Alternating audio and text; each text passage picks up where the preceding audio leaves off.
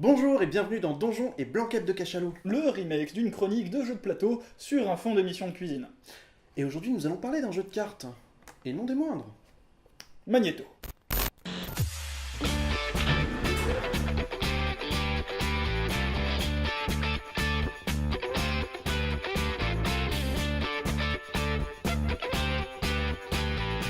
Eh bien, dis-nous tout, Henri, à quoi allons-nous jouer de bon aujourd'hui? Eh bien aujourd'hui nous allons jouer à ceci.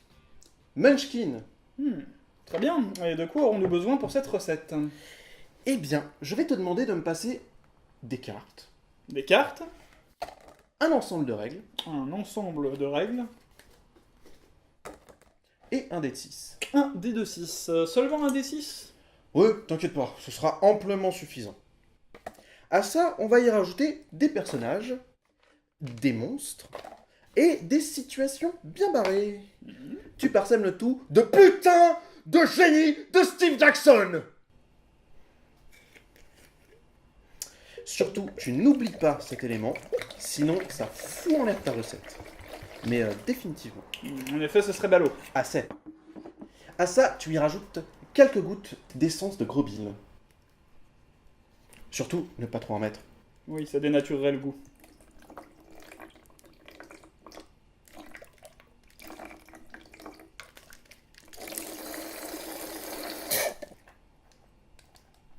Et voilà, ta recette est terminée. C'est pas plus compliqué que ça. Et non, c'est pas plus compliqué que ça.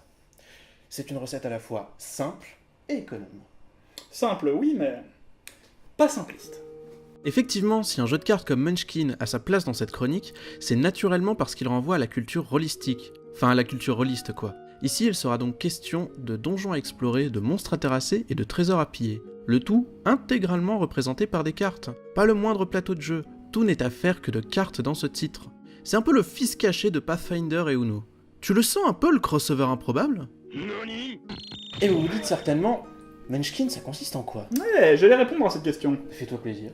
Le principe du jeu est simple, devenir balèze. Ouais bon, ça a pas l'air folichon dans les grandes lignes, mais en profondeur, le jeu prend tout son sens. On incarne un aventurier personnalisable dans le sens où certaines cartes vous permettront d'accéder à de nouvelles classes et races. Un peu comme dans un jeu de rôle papier traditionnel. Chacun de ces changements vous octroiera de nouvelles capacités parmi un panel très varié. Tout ça dans un but très simple, farmer comme un chinois. Le but est de parvenir avant les autres joueurs au niveau 10, et pour ce faire, plusieurs options s'offrent à vous. La plus commune consiste à affronter les monstres du donjon. Un monstre vaincu signifie un niveau de gagné, un peu à la façon d'un jeu vidéo. Alors qu'est-ce que cela implique? Eh bien premièrement, ça m'a permis de caler des extraits de FF6 alors qu'ils n'avaient rien à foutre là, et ça me fait plaisir, mais cela sous-entend aussi qu'il faut être en mesure de rivaliser avec les affreuses bestioles du donjon. C'est à ce moment-là que le titre du jeu prend tout son sens. Munchkin est le terme anglophone utilisé en jeu de rôle correspondant à l'équivalent français de gros bill. Un gros bill, c'est un joueur qui cherchera par tous les moyens à rendre son perso plus puissant, au détriment du roleplay ou de toute forme de logique. Mais si, vous savez, ce joueur un peu lourdingue qui s'incruste dans les parties et que personne ne veut.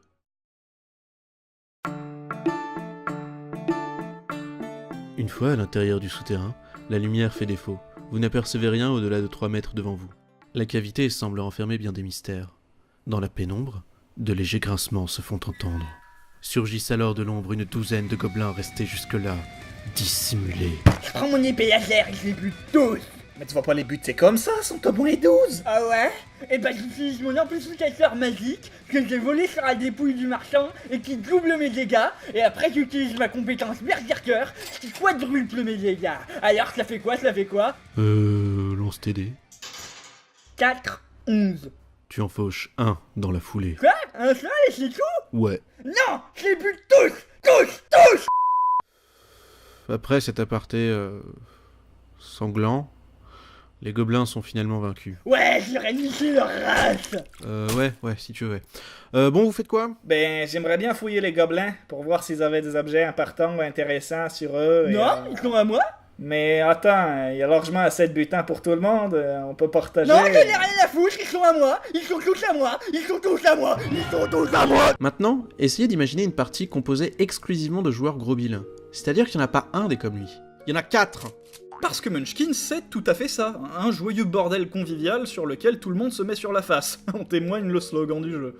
Les règles sont suffisamment structurées pour s'adapter à toutes les situations sans être étouffantes ou indigestes, le jeu ne nécessite pas l'intervention d'un maître de jeu pour mener la partie, chaque changement de règles, même les plus subtils, sont explicitement exposés par le descriptif des cartes, et des cartes, il y en a 168 cartes, composées de trésors, pièces d'équipement, monstres à terrasser, malédictions, objets magiques ou à usage unique, et bien d'autres surprises. Le tout illustré par John Kovalic, déjà responsable de la conception graphique de nombreux autres jeux de Steve Jackson, le papa de Munchkin. Munchkin a été créé en 2000 tout pile tout rond. Aujourd'hui on compte 8 extensions pour le jeu de base, plus des extensions plus fantaisistes comme le Munchkin Toulouse, le Munchkin Zombie, le Munchkin Kung Fu, le Munchkin Conan le Barbare, ou même le Munchkin Pathfinder.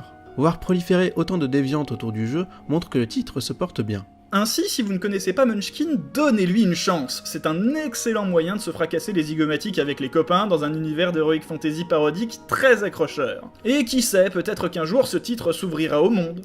Peut-être que sa réputation sera mondiale, on aura des chaînes de Munchkin sur le câble, cohabitant avec les chaînes de poker ou de football, des championnats du monde de Munchkin avec des équipes sud-coréennes surentraînées, peut-être même qu'un jour nous aurons des Neketsu ou des séries Netflix dédiées à Munchkin, ou alors peut-être asservira-t-il le monde, ce faisant nous lui dédierons des sacrifices humains et... Ta gueule pour voir?